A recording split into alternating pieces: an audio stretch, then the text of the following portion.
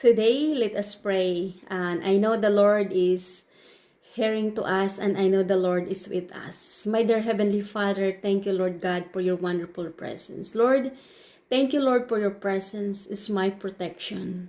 Your presence is my provision. Your presence is my guidance. You are my guidance counselor, that you can counsel me. You know from the beginning unto the end.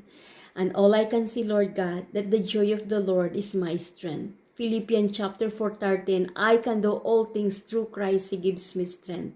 Father God, thank you, Lord God, for all the people surrounding me that you have given to me, Lord God. That you surround me with a godly friend, a faithful friend, that they have faith, the precious faith, same like me. Thank you, Father God, that I can cheer up for a good cheer because Jesus is in my heart. Thank you for all the things, Lord. In Jesus' name.